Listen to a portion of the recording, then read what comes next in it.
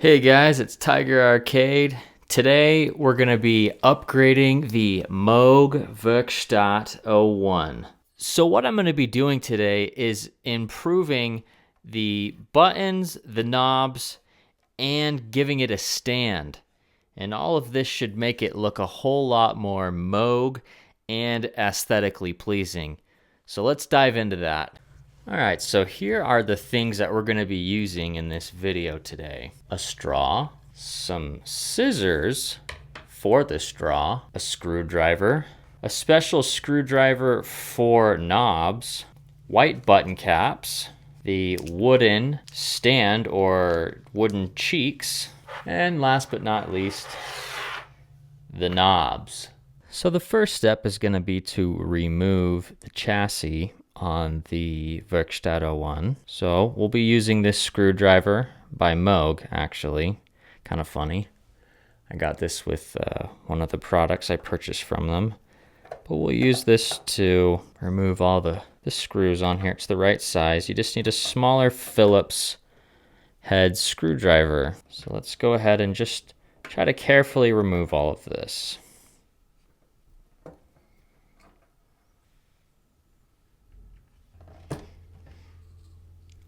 All right, so we got the CV expander off. We'll just try to place that to the side somewhere. So now the chassis should just come right off, exposing the inside of the Werkstatt. These button caps are what we're going to be removing. It's highly recommended that you do not use any tools to remove these, as you could damage the circuit board or the button caps. So we'll just be using our own hands here. And we'll get out the white button caps. And we will need 8 white button caps. So let's go ahead and start off by removing these. Now, I'm going to be removing only the bottom row.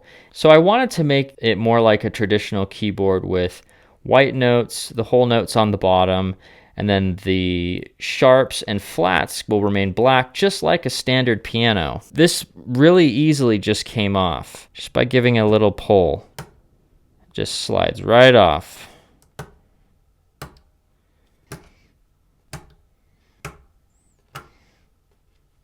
And now we'll go ahead and use the white button caps.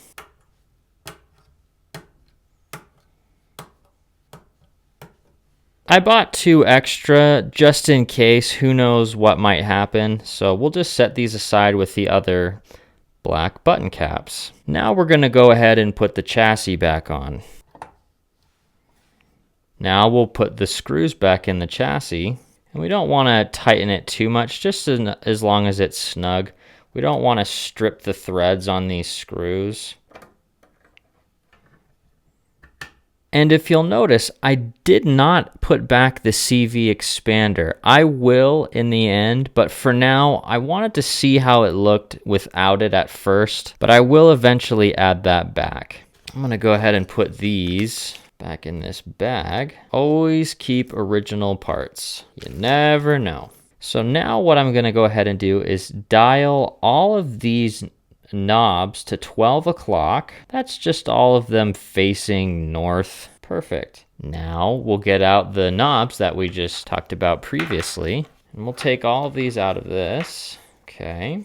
These are all connected by tape, so we'll just take it one at a time. So this is where the straw is going to come into play. And we will cut the straw, and I will demonstrate that with you. The reason why we're doing this with a straw is because these fit on here, but they don't fit. They're a bit wobbly. So we want to make sure that they're very snug. So let's go ahead and cut ourselves a little bit off this straw. And if we need to adjust as we go, that's fine. So we cut off a little piece here. We'll also need our little knob screwdriver, which we got right here. If you'll notice here, you can actually, there's a screw right there, and you can loosen that or tighten it. So we'll loosen that. These do fall out really easy, so let's try not to let that happen. So now let's put the straw inside of here. Okay, so you can already see we have it in there like that. Let's try to put this on here now and see how this turned out. So this is definitely more secure already because it won't even go on there. And I don't want to force it on because I don't want to break any of this. So what I'm going to do is we're just going to cut a little sliver off of here just to kind of give it a little bit more wiggle room. So let's try this again. We'll insert this back. Okay. Let's try this again. Now we'll use the screwdriver to tighten it. This just makes sure it's more secure. Yeah, this feels much better and more secure. So great. We already have one on there. So let's go ahead and do the rest.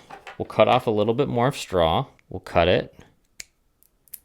We'll take a little bit off of this straw. Just enough so that there's room for, be able to put it on the original knob. So let's go ahead and put this in here. Okay, let's do the next knob. Perfect. So let's go ahead now and tighten her up.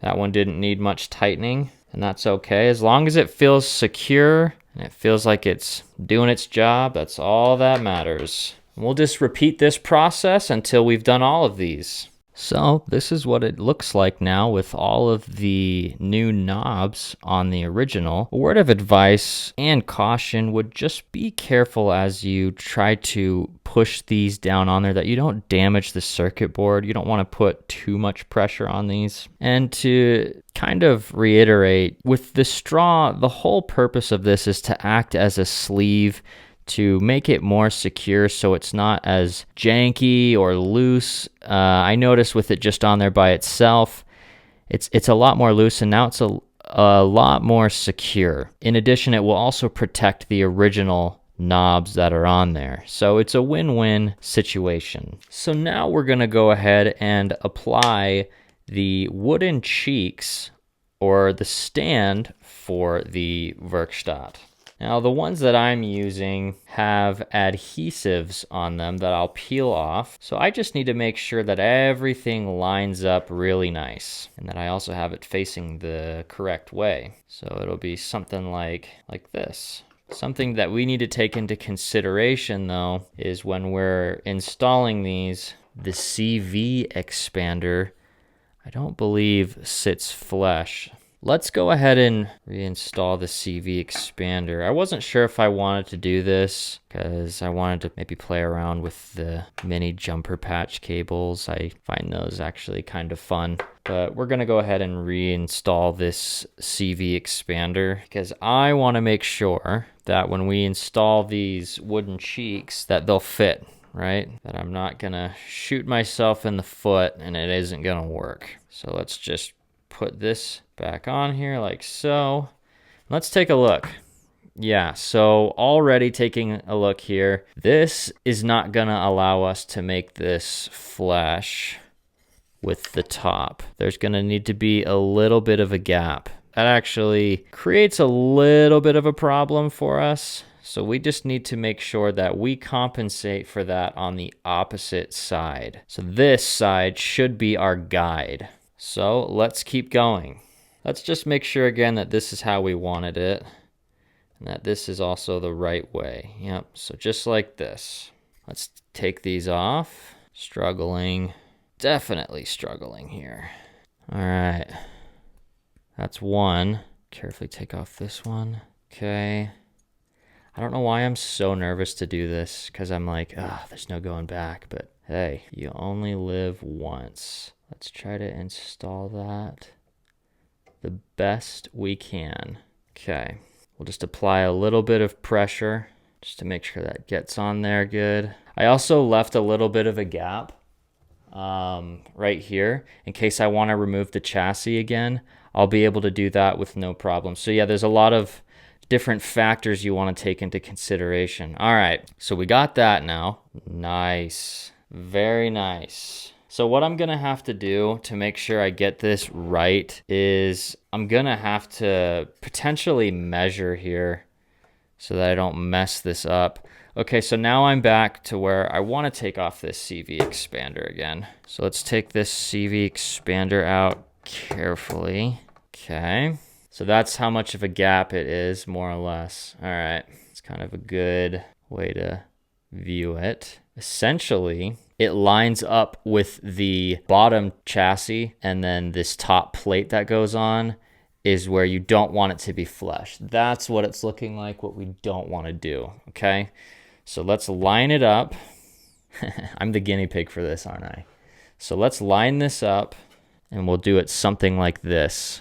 Something like that, and we will pray for a miracle that we don't F this up. Keep double checking myself. Yeah, it lines up perfectly with this bottom chassis, this bottom plate. So we'll just do our best. God, I mean, what else can we do here? Now, preferably it would have been nicer if this stand would have had like a base so that I wouldn't be stressing out about all these different factors rather than using, you know, these adhesives, but I gotta work with what I got and we'll make the most of it.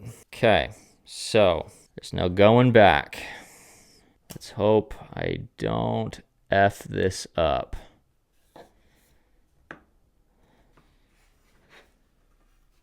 Kind of just make sure that that's tight and secure. I think I got it. Okay, that feels good. Yeah, we got it. And you know what even might be nice is to like apply some type of rubber, you know, like this originally had on the bottom, because that's really nice to have that. And hey, I think this looks great already. So let's go ahead and put on this little last bit, and then let's give her a little test drive.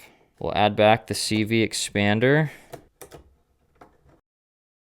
This is already really nice to kind of have this angled towards me at kind of that 45-degree angle. It makes it a little bit more ergonomic, and it's going to go really nice with my other Moog Euro racks, you know, my other semi-modulars that I have. So let's go ahead and give this a test run.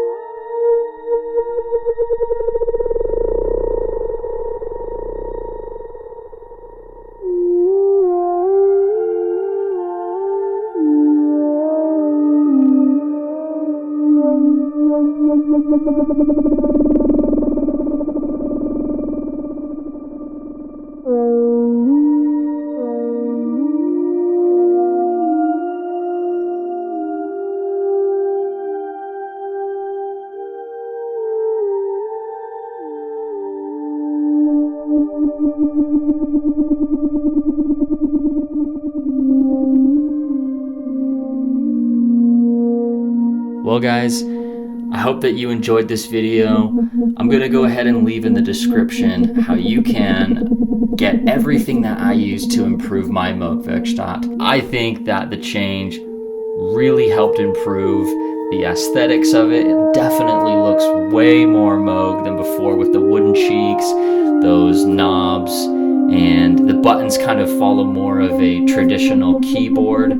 This is something that you guys can do. There's no additional soldering. This is a mod anyone can do. You just have to follow where I got these. I mean, you can even do something else yourself and see where it takes you. That was the whole intention of the Werkstatt, was to allow people to mod it, improve it, personalize it. This is really fulfilling the legacy of the Moog Werkstatt. If you guys liked this video, please consider leaving a like and subscribing. And we'll see you next time. Thanks for watching.